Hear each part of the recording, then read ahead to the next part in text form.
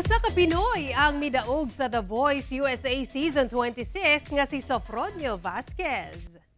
Si Sofronio ang first ever Filipino ug Asian nga midaog sa The Voice USA franchise.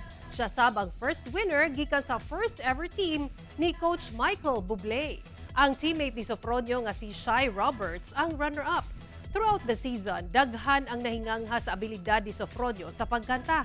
Gitawag siyang 4-chair turner sa blind auditions hangtod sa finals. Gani gitawag siyang the Filipino Phenom sa iyang The Voice journey.